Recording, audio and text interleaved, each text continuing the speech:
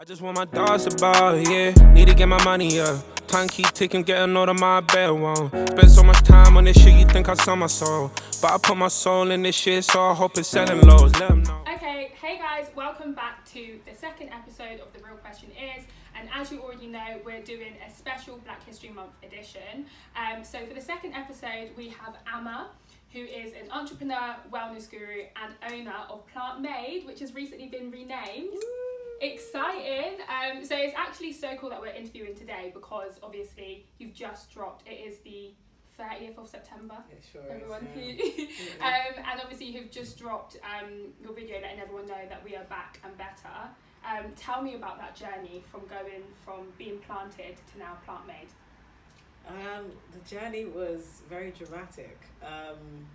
It was not in the cards. That wasn't the point of this.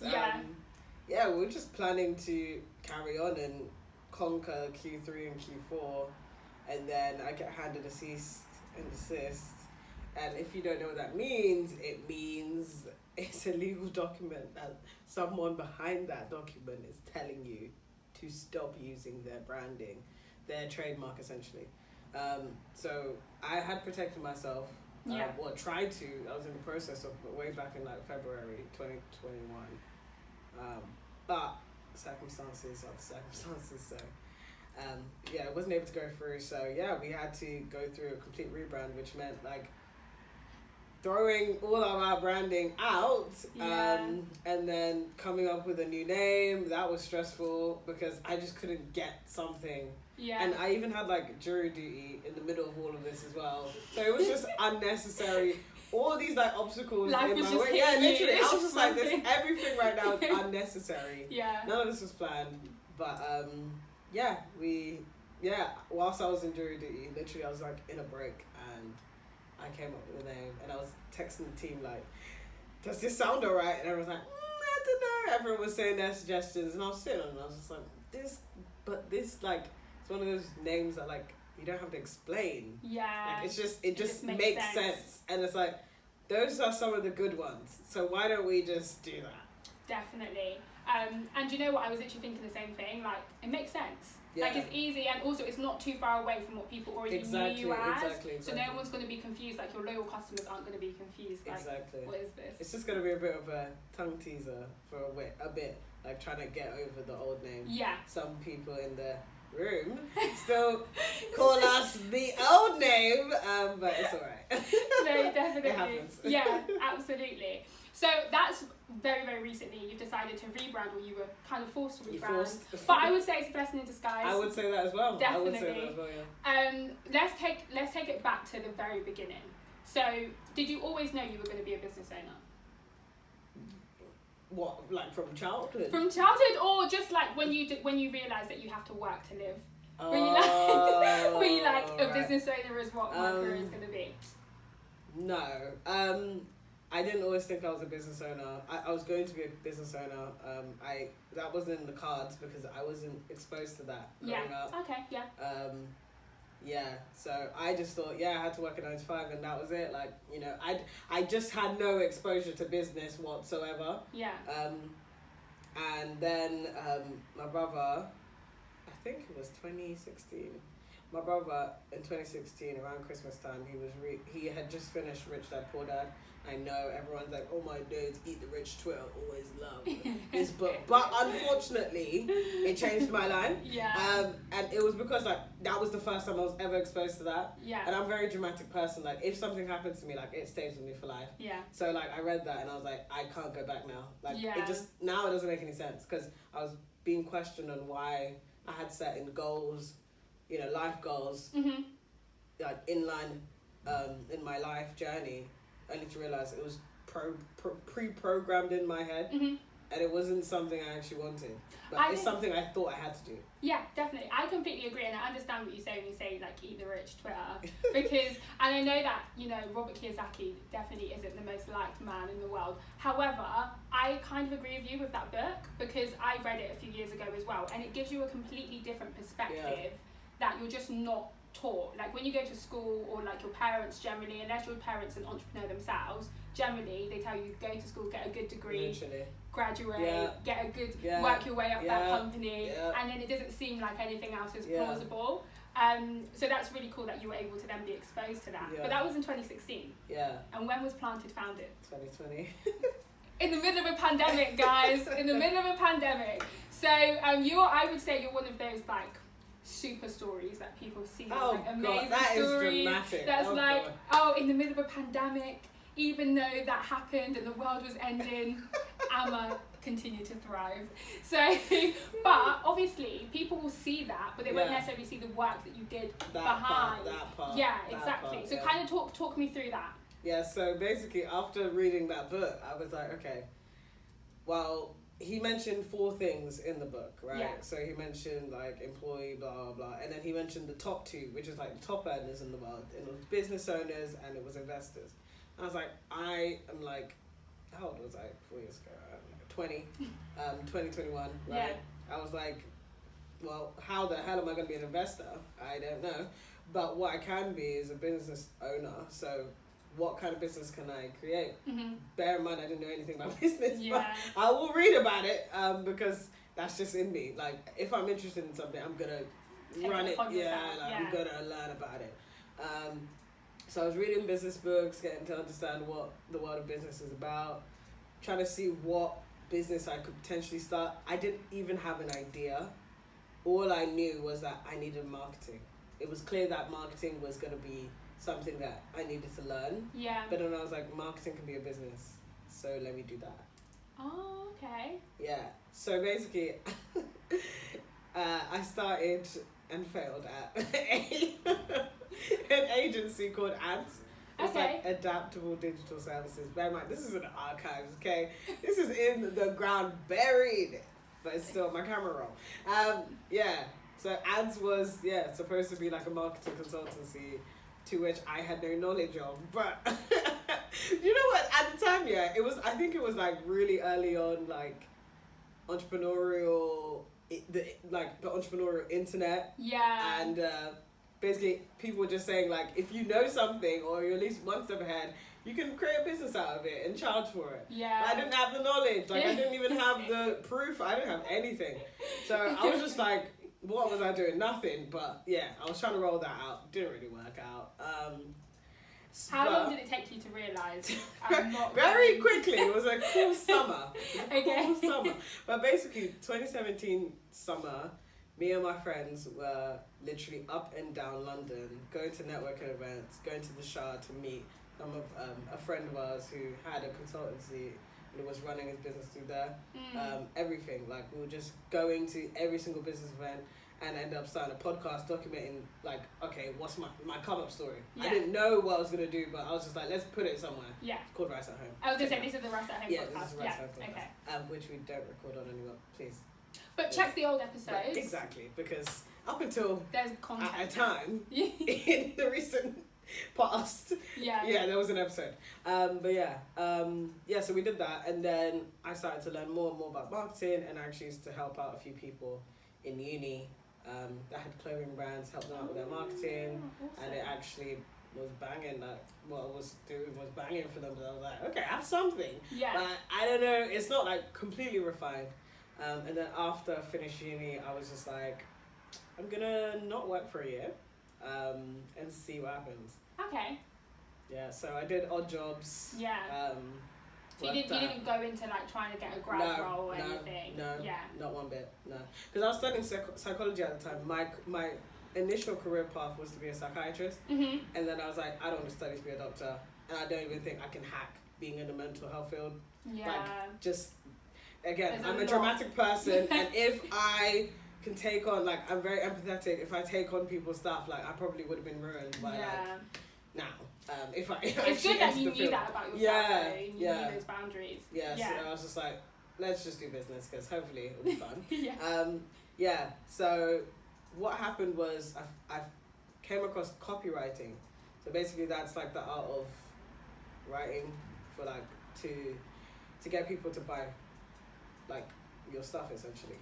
So I came across that on Twitter and was learning about that, and then ended up getting a gig writing for a health startup, like a health tech startup, for 4 months. basically blagged my way. I had no experience, but blagged my way into a 4-month contract with them, helped them build out an app.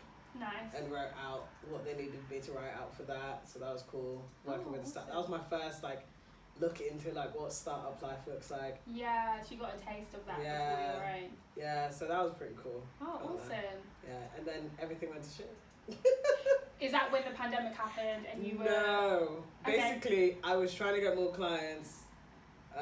Didn't happen. Okay. So I ended up getting a job. Okay, getting the normal... The thing that you were fearing so much. Yeah. And then you were like, I'm not doing this. Yeah, it definitely... I remember the first day I went.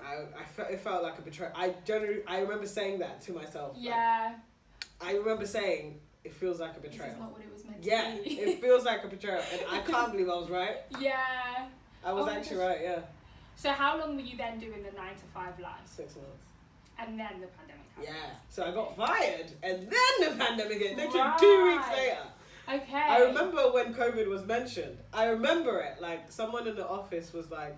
Fired or redundant? Fired. Oh, okay. Yeah, bye. Peace out. Peace. Deuces. Yeah. I remember when someone mentioned COVID, it's like, oh yeah, it's China, I don't know what to do. And I was just like, what are you talking about? And it was just so it felt so far away. It felt so far away. Yeah. And I remember when someone was like, oh yeah, there's one case in Bracknell. That didn't mean anything at the time. Yeah. There's one case in Reading. That didn't mean anything. And then 2 weeks later, it's whoa. Literally the world shut down. It's insane, isn't it? It's insane, yeah. Oh my gosh. Okay, cool. So, you betrayed yourself. You went into this 9 to 5, but then you kind of got forced out of it, and then you got forced into a lockdown, a global lockdown that everyone experienced.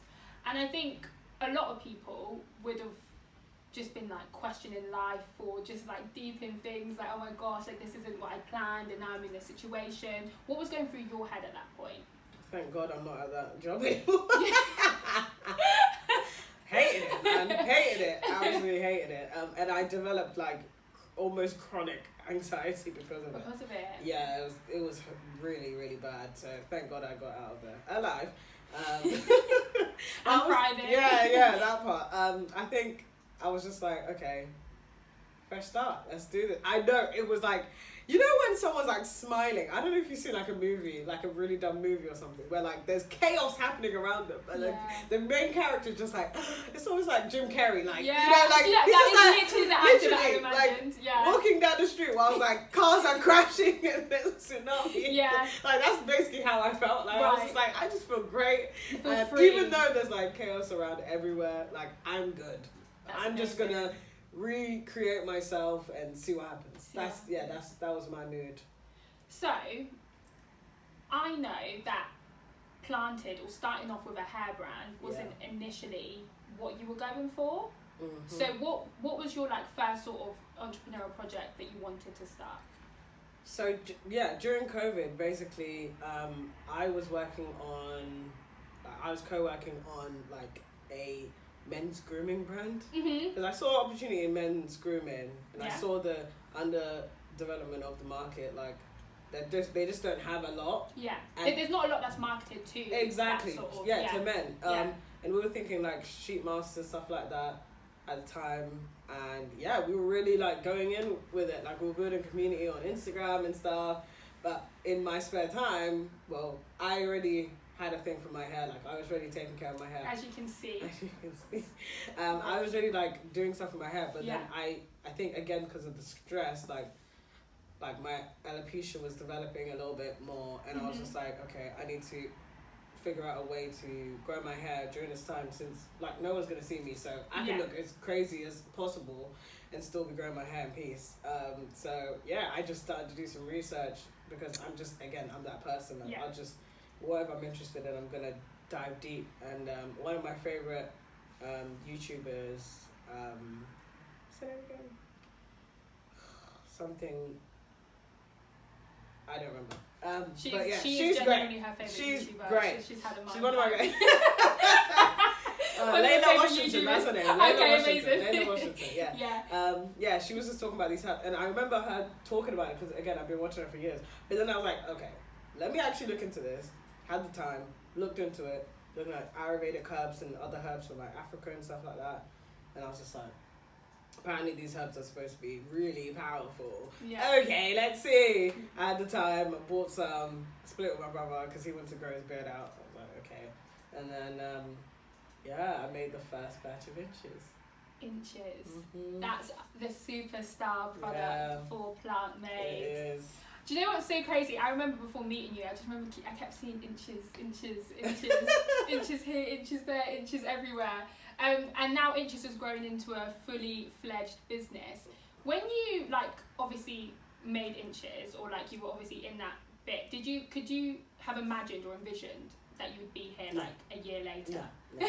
Not one bit, because it's so funny. I used to have the biggest goals. Yeah. Because so I did miss something out. So basically, I was doing a product, info product business as well. Okay. So I was writing ebooks and selling them and stuff like that. Nice. That's what I was doing, as well as trying to get clients and stuff. Yeah. For marketing and for ads. Yes. Yeah. Gosh, that. Yeah. So, yeah. So I had really big goals for that. Yeah. I was putting 100K and this and that. I was putting these random numbers. Even in my Twitter bio, I was like, I'm gonna make 100K in the next 12 months or something like that. Did not. Did not even make close. Well, maybe 10 to 12% of that. That's about it. So I had these really, really big goals, but I just wanted them here, and I was like, rah, how do I get to this point? But with this business, I literally, and I still barely plan more than 3 months ahead. Yeah, you're just rolling with the punches. Yeah, because I'm just bro, especially at the time, I was just day at a time. It's kind of snowballed, hasn't it? Yeah. Even just this year, I feel like it's grown exponentially. Yeah. Say. No, it has, it has, for sure, yeah. And you've been shut down for months. Yes! And still, I've got people asking me is Planted coming back? What's going on? Literally, we lost 400 followers. 500 followers on Instagram because people thought we were done for. Not coming back. Yeah. And also, we did wipe everything, so it did look like you were we're done. But forget. no, it was because we did say we were coming back. Yeah. But you just didn't know when. Just for the people watching, so I've been working with Ama since January, and so a lot of my friends and family know that. So I literally have people contacting me from Nigeria, can you get me some product, because they're closing down, I need something now. That's how much people love these products. Oh god, it's actually amazing. I want to quickly touch on, because I think culture and upbringing can factor a lot in people's journeys. Oh yeah. And obviously you're Ghanaian. Yeah. And I know that sometimes a lot of needing to do the whole 9 to 5 or go into uni and getting a degree and stuff like that is very traditional African, you must get an education and get a good job. Were your parents like that, or were they very supportive of your journey in starting up a business? They like the 9 to 5 because that's what they know. Yeah. And again, I didn't know business because they didn't know business. Yeah. Especially a business like this. This is new for everyone still. Yeah. Very, very new for everyone. But there was a bit of a fight,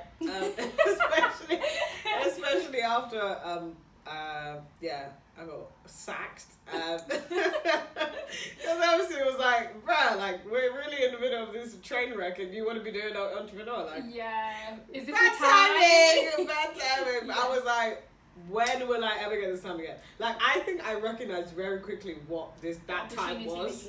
That time was a standstill. Everything in the world was shut. We would never ever get that again. Yeah. In our lifetime. I kind of miss it sometimes.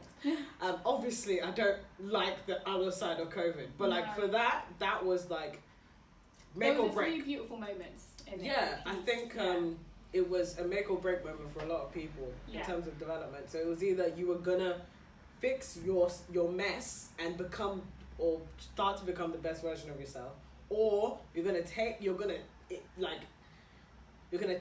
in all of this and you're gonna allow it to depress you. Yeah. I literally shut off any sort of news about COVID. Everything. I muted everything on socials. I didn't want to see the daily updates because it was all I'm feeding myself is just negative energy. And it's not, and I know it sounds I don't want to sound insensitive. Yeah. Because obviously those things weren't happening to me. Yeah, it was completely tragic. I'm not negating that. But No. what I'm saying is that it's a lot. It will really affect my mood. It really, because I remember the whole, not the whole, but the Black Lives Matter movement in June. I was almost out, like, I couldn't physically be productive for like 3 weeks because of it. Yeah. Because it just hit home too much. Yeah. And I just couldn't do anything with it. I completely agree. I was streaming. I remember being on like work calls and people were like, "Oh, how was your weekend?" And they were talking about stuff, and I was like, "How was your weekend?" Like, this is what we're talking about right now. Like, my brothers and sisters in America are fighting for their lives on the streets, and you would have asked me, "How was your weekend?" Oh, Elon Musk this. I don't give a shit about Elon Musk. No, I completely like the Black Lives Matter thing. Yeah, that really crashed me, man. Yeah, no, I can completely relate to that 100%. I was proper drained, and like also I was like watching a bunch of like black stuff as well. Yeah. So it was just like just adding to like, I was like, damn, I was hit really hard with that. Yeah. So I know myself very well, so I can't wallow in a lot of negative stuff. Otherwise, like I will turn not great basically. So basically, my parents called me up because they were like, "What's the plan?" Yeah. And I was like, "Do you know what?" Because I remember my mum was still like trying to encourage me to get a job, and I was like, "This makes no sense in this climate." This was like April 2020, so like we're still very deep. Still haven't even set foot in like boots or anything. And yeah, I was basically like, I want to see where this thing's gonna go. Because the first 10 days of selling inches, like bootleg, no label, nothing like that, made it grand. Wow. And I was like, I've never seen that kind of money in my life. Yeah. Okay, I've seen it in my life, but like, and I made it, but like not with that product and not in that way. Like it wasn't even like put together. Like no, I'd made it in like ebooks and stuff, but like not like a physical product I put together and I handmade and stuff. And I was just like, and then just the reviews as well. I was like, oh, this is hitting like different levels of like. I've got goosebumps. You know what I mean? Like it's just hitting different levels, and I'm just like, okay. This is an opportunity here. And that's why I ditched the other business I did. I was like, do you know what? I let it go and I was like, hey, you do this and I do this. Yeah. Because this is making money right now. Okay? And I've got to follow the money. I just remember hearing, like, it's a phrase that I hear a lot. Follow the money. I heard it, I saw it, I followed it. Yeah. So yeah, I was like, please, I don't want to. The only way to encourage me is to just not say get a job. That is the only thing I need from you. Just don't say that. Yeah. Because that is the thing that got me in the job in the first place. Like, to actually cave. Yeah. Those suggestions. Like, I feel like that's a bit of a jab. I'm not saying that was actually what it was. I just felt like that's how it's received. Yeah. That was how it was for me. But obviously, just trying to help. Yeah. Just trying to help. Parents just worry, don't they? Yeah, that's it. But I was like, do you know what? The world is literally ending right now. So it's all fair game. Everything, like everything is fair game right now. So let's just do something out of the ordinary and see what happens. And I think it worked out. It did. Do you know what? Just listening to your whole story and talking through it now, obviously, one of the quotes that it makes me think of. Have you ever heard the quote? Luck is what happens when opportunity meets preparation. And that's literally what I feel like listening to your journey. Like, you had all these other, like, the building blocks were there, the foundations were there, and it just so happened that you were working on your own personal hair journey, and then the two things were combined. Yeah, because I would have never ever thought that this isn't like, I would have I never was the one to tinker with hair oils, and I was never the one, but I'm a massive researcher. Yeah. And like, that's been a core part of everything that you've done so far, which is amazing. So now, obviously, speaking about that and the fight between your parents and they get a job, what are they like now? It's a lot different. It's a lot different now. My dad calls me boss every time she sees me. Oh my gosh. And my mum is ruling downstairs. Yeah, she's got everyone in the trenches. Just so everyone knows, we are filming in the office part of Ama's warehouse at the moment. And how big is your warehouse? 6,000 square feet. I cannot believe it. It's huge. Yeah, bear in mind the previous place was 400. And then the previous place was your living room. My kitchen. So yeah, definitely development in the last year. No, and that's honestly fantastic. So I do think it's really inspiring, everything you've done so far. What advice would you give to someone who wants to start out their entrepreneur journey, like looks at Plant Made and is like, oh my gosh, like how has she done this? What 3 top tips would you give? Okay, so you have to, number one, you have to know your customer very well. It's something that everyone says, but I'm telling you, it will make a difference. And the reason why is because they will tell you everything to do. Yeah. They will show you everything to do if you watch them long enough. Yeah. If you learn about them long enough, you'll get the clues. Because that's what I did. I just followed the customer, and it's a marketing principle from like day one. But it's one of the most important, because if you don't know the people that are gonna buy from you, then how can you show them effectively what you have to offer? Yeah. And then the second thing is, what you have to offer better be different. I don't think better.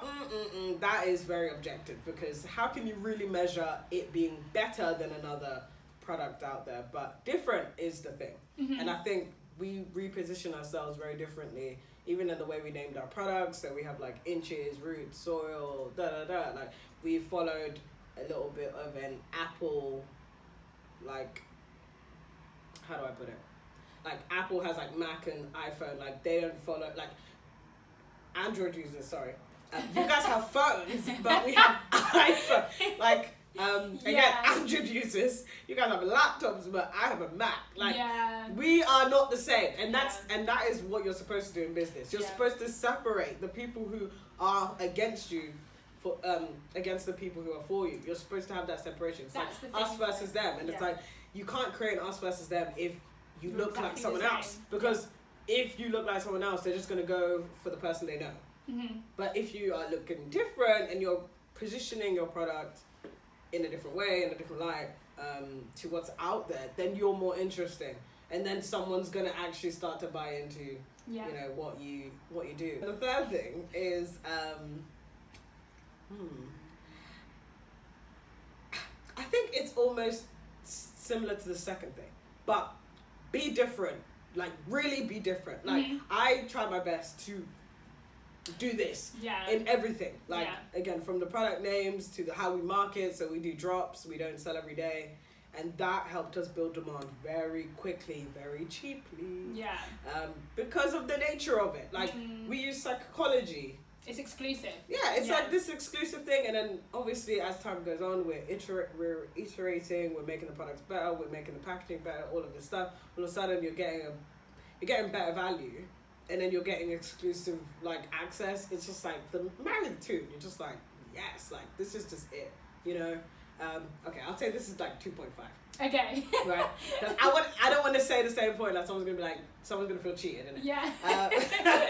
It was 2.5. So I feel like with your marketing, do not copy people in your direct space. I don't believe in competition, because I feel like everyone can eat. I definitely feel that way.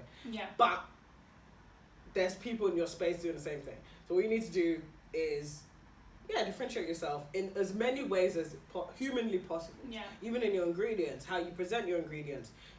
Even for us, most of the people in our market, they would target one person, like one specific demographic. That could even go all the way down to like skin color, like as their target audience. I didn't think that was necessary, because I wanted to debunk that every single person needed to use different products. And we've achieved that. And funny enough, that's now one of our best selling points. The fact that it doesn't just work for black hair, it works for all hair types. Our customers literally say, I actually was convinced to buy from you because I saw that it wasn't just black people. And I was like, that's so weird, because in the rules of marketing, it's usually like all the way down, like it's supposed to niche. But I was just like, why can't we just make it specific to a problem rather than a person? Like, the type of person will be within the problem that they're experiencing, rather than like going all the way down to they need to be from West Africa, born in this date. It's not make it even more specific. It have to be Yoruba. Literally, like it doesn't. It's not necessary. I personally think the world of business is changing. I'm looking at brands right now, and quote unquote hair brands are now selling candles, and I'm like, when the hell did this happen? And it's like everyone is trying to eat, okay? So like we can't be just sat on our laurels. Like, e-commerce, this business this industry moves a mile a second. Like, it is fast. Everything is moving so quickly. Last month is probably... It's long gone. It's old news. Anything that happened last month, sorry, that's not what happens anymore. There's a new problem to fix now. Yeah. So, yeah, be agile. I'd say that's the third thing. Be agile. Be agile. Be ready for anything. And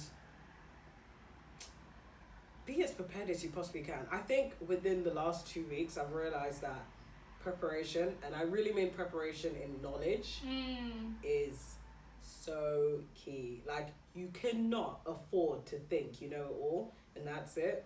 If you're not learning every single day, you're behind. Yeah, that's really, really, really, really. And if you're not learning information that matters to you right now, you're wasting your time. Yeah.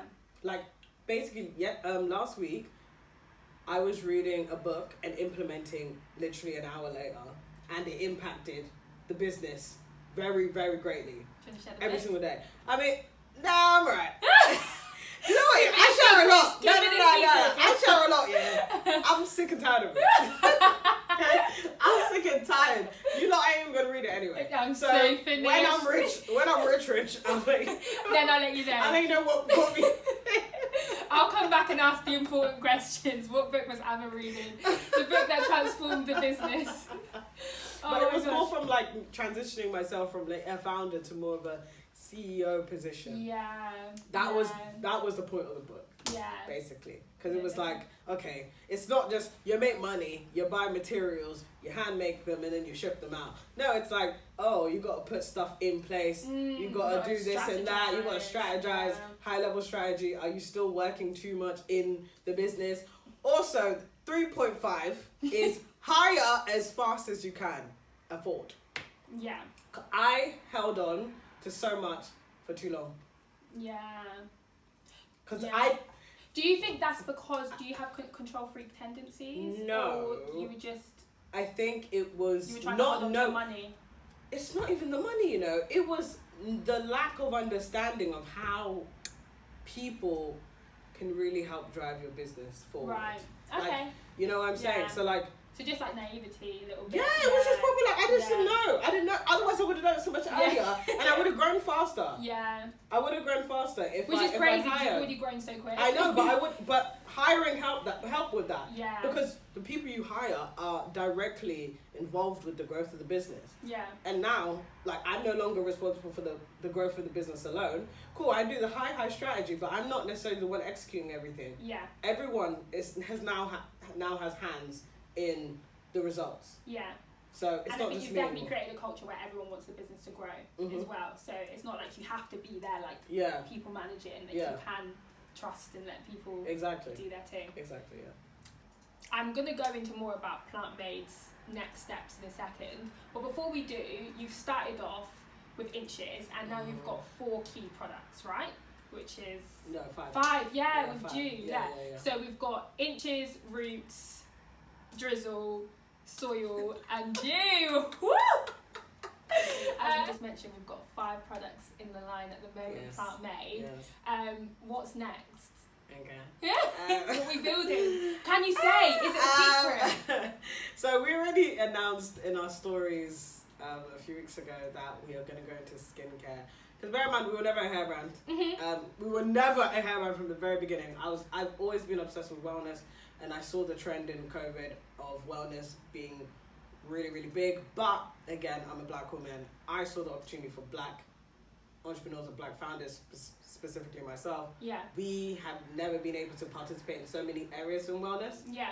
We just stuck to hair and skin at best, and it's like, that's it, that's your lane, and everyone else does the supplements, everyone does all the other stuff. I talk about this openly, so it's not new, but we want to go into almost everything, if not all. And we want to dominate. Yeah, we've got the trademark in them as well, so alright. So we are going to go into a lot of things. The next few products are just going to finish off hair for us. I'm not going to say what. I'm just saying more cool names about nature. Get to know. Yeah. You'll need them and buy them. Stay tuned. Commit to the whole product line. Definitely. Best results. Yeah, absolutely. Okay, and then lastly, obviously, this is the real question is, so I want to finish off with a different question, I guess. I think often when people are so successful, so you've just turned 25. Mm-hmm. Oh my God! Don't say that out loud. In the grand scheme of things, I know how you feel because I'm about to turn 24 and I literally am like, I feel sick. 24. I've just turned 25. Yeah, it's not the same. I was cool. No, I was cool turning 24. I was cool turning 24. Really? 25, I was like, the wrinkles coming. Yeah. You feel old, but you're not old. It's weird. Yeah. So you're in the grand scheme of things, you're a baby, especially to be like. Yes, I know that. Yeah, that I know. Yeah. So successful already in your field. I appreciate it. And obviously sometimes like when you are that success. And you, like you said from the beginning, you've always had big dreams. You were always like, whether it was ads, whether it was the e-commerce, like you were always, hustling. And sometimes when you have big dreams, that can kind of make the people around you, I don't know, kind of look at themselves and question their own dreams, or maybe they kind of look at your dreams and think that you're crazy. What would you say, or I guess the real question is, what would you say to people who kind of reflect their insecurities onto you, or what would you say to anyone who has that happen to them, and what like advice would you give to them? How have you dealt with that? Yeah, because ultimately what that is just a comparison thing, right? Mm-hmm. And that can come from two places. So it's either like you're being compared to someone else who's like in a similar journey in their life, or it's them comparing themselves to you. But what they're saying to you is advice they would say they wouldn't even say to themselves. Actually, it's advice they wouldn't say to themselves. Because you would usually say positive things to yourself. You wouldn't like be like, oh no, don't do this. This doesn't make sense. Because most people don't really say that to themselves. Most people don't caution themselves that much. Yeah. Other people caution them, right? And they take that to heart. But all it is that their facts aren't your, their opinions aren't your facts. Yeah. Yeah. That's really what it is. So I've had a lot of people say some really interesting things, especially in the beginning, like, oh, you're still doing that hair thing, and I was like, okay. Hair thing, yes, I am actually. And it's actually going very well. And it's flourishing. Yeah, it's actually going really well. And then, like, belittling me a little bit, and like, oh, yeah, you're fine, but, you could do this better, or like, it's the people that tell me what to do that have never done what I've done. That is the thing that probably pisses me off. What advice? Where are you pulling this advice from? Yeah. Like, what have you, like, I'm sorry, I only listen to people that I want to be. Yeah. I only listen to people I want to be. So, if you're saying something and you've never touched even this industry, it doesn't really make much sense for me to listen to you. And I hope people can self-reflect and realize that sometimes their advice isn't needed. Because I don't do that to people. I don't go around saying, oh my gosh, your business is here. Well, I can help you out here. Or you should be doing this and you should be doing that. Instead, I'm like, oh, well, like, let me know if you need any help. I actually have some really cool ideas. But I only say like, but I barely even do that. I only do that with friends that, like, we've already had that relationship. And I'm just spitballing, like, ideas with. But usually I'm just, like, praising people for what they do, and that's it, because I'm staying out of their business. Stay out of people's business. But what I'm not going to do is just be an open book and be like, I'm going to give all my time and energy to people that might not want it, and they don't necessarily need to want it either, because I'm not the only person in this industry to listen to. There's many success stories, there's many people to follow, so I know I'm not a god, or I'm not special. Unfortunately, I'm not special. Like, my journey's not special. It's great, but it's not special. And what I mean by that is that it's not so special that you can't have the same. Yeah. It's not that unique that you can't have the same. You just need to put in the work. Yeah. So, in terms of, like, I said, combating people's opinions about you, it's just remembering that it's not your story. Like, how are people who barely talk to you, because it's always them, isn't it? People who barely talk to you now try and dictate your actions. It makes no sense. So it's that self-reflection, knowing that, like, you need to be able to bounce off those comments and not internalize them. Just bounce them off and be like, they don't know anything about that, so that's laughable. Laugh about it, be like, this was funny, and move on. And then as for the comparison thing, to people similar journeys to you. Honestly, again, that is a people problem. That's their problem. We are in such a heightened place in society where people compare. They can't do anything but compare. I blame Gen Zs. I can't even lie. I think social media has made that a thing that happens a lot more now. I definitely see that, but social media has been around for a while, and I haven't seen this much comparison since Gen Z got iPhone 13s. I haven't seen it. Not the phone that just came out. I just haven't. You mate, like it's actually scary, and I'm mainly saying it because of TikTok. You know. Really? I've never seen this much comparison in my entire life. Really? Than now. Yeah. And it's coming from Gen Z. They just can't let things go. It always has to be, but what about this? Let something just be. Because they can just be that. Just be. Just let me be me. Let the other person be that person. Why is it always a constant comparison? They do say comparison is a thief of joy. It's also the thief of creativity. And it's the very thing you need to be successful. Yeah. So why on earth would you lean into that, knowing that it's the one thing that's going to cripple your business? Yeah, it's a really good piece of advice. Comparison is the thief of creativity. We've got a new quote coined by Ama. There we go. You know me, creative writer by night. Yeah, and another quote that I got from your first bit of advice that I'm going to extrapolate as well is don't internalize evil eye. That's what I got from that part. Yeah. Which I love. Thank you so much for this interview. I'm definitely like mentally taking notes on all of your posts, all of your journey. I think it's amazing how much you've done. I'm so excited to see you grow and see what's next for Plant Made and see the next drops and all the products. I can't wait to hear all of the lovely product names. They're gonna be cute. I can't lie. I've got 2 already, and they're fun. So you'll love them. Yeah, so everyone stay tuned. Obviously, if you're not already following, make sure you're following We Are Plant Made on Instagram, which is where you get all of the updates of all the products and the new drops. And make sure you actually buy the products and try them because they are amazing. We are not paying lip service. It is true. Look at the name. It is glowing. But yeah, thank you so much for this interview. And make sure you guys stay tuned. Bye. Ooh, love is just a currency. Give me a receipt for your heart, girl. Don't get it twisted, no entanglement. Our lanes won't cross another time, girl.